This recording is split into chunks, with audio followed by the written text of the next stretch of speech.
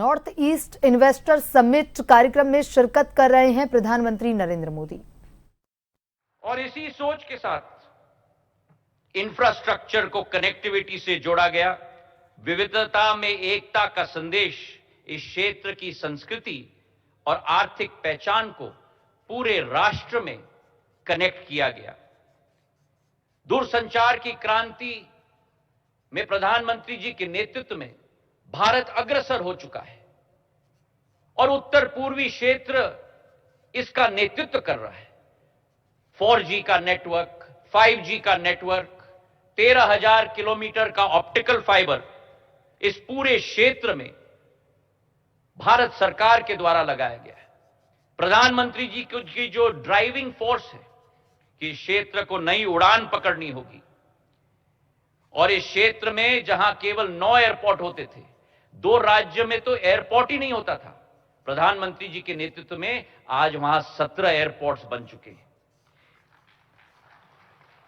जहां 900 flight connections होते थे, आज 2000 से ज्यादा फ्लाइट कनेक्शंस उत्तर पूर्वी क्षेत्र में बन चुकी हैं। Indeed, the winds of change have come upon the Northeast. एक ऐतिहासिक कनेक्टिविटी के आधार पर पूर्वोत्तर की जो act east, act first and act fast policy है, उसके आधार पर कनेक्टिविटी साउथ ईस्ट एशिया के साथ, एशिया पैसिफिक के साथ और सेंट्रल एशिया के साथ, यह हमारा संकल्प है। और क्यों ना हो, जब गुवाहाटी से सिंगापुर की दूरी मुंबई के समान है और अगरतला से बैंकॉक की दूरी हमारे चेन्नई के समान है, ये international corridor south east Asia का बने, ये प्रधानमंत्री जी का संकल्प है। और इसलिए आने वाले समय में हमें पूर्ण विश्वास है कि चाहे गुवाहाटी हो, अगरतला हो, इंफाल हो, ईटानगर हो, गैंगटॉक हो, शिलोंग हो, कोहिमा हो, ऐजवाल हो, ये विकास के नए अध्याय आने वाले समय में लिखेंगे और पूर्वोत्तर को एक स्वर्णिम दशक, जहां ज्योग्राफी अब डेस्टिनी बन चुका है, प्रधानमंत्री जी के नेतृत्व में भारत का इंटरनेशनल गेटवे हमारा उत्तर पूर्वी क्षेत्र बनेगा। प्रधानमंत्री जी का जो संकल्प रहा, जो निवेश 15 लाख करोड़ पिछले 10 वर्षों में इस क्षेत्र में हो चुका है, प्रधानमंत्री जी ने इस क्षेत्र को सींचा है और आज इस दिवस पर हम अपने उद्योगपतियों को, निवेशकों को, एंटरप्रेन्योर्स को ये निवेदन करेंगे कि अपनी भागीदारी से समृद्धि की फसल को इस क्षेत्र में लहलाएं। हमारी सोच है कि जहां 4.5 करोड़ की आबादी है, जहां 60% जनता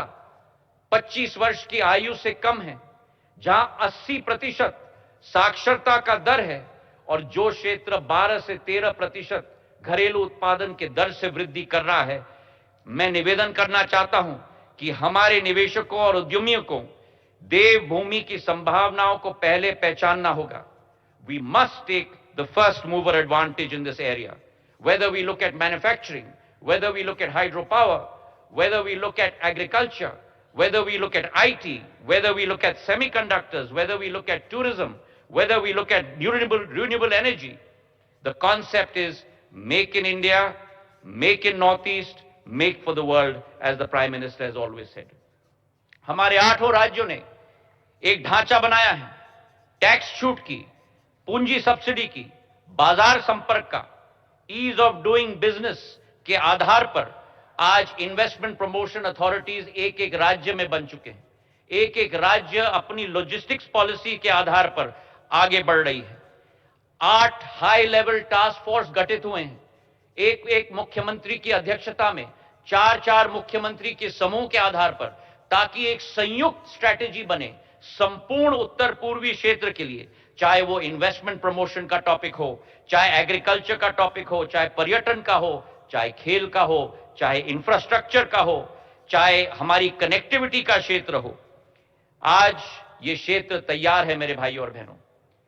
पिछले 6-7 महीनों में नीति, नियत और नतीजों से एक अद्भुत संगम 3 बड़े आयोजनों के आधार पर, प्रधानमंत्री जी के संकल्प और नेतृत्व के आधार पर संभव हो पाया है। अष्टलक्ष्मी महोत्सव, जहां 20,000 हमारे देश के वासियों ने उत्तर पूर्वी राज्य की संस्कृति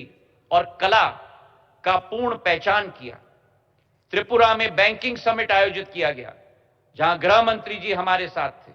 और आज हमारा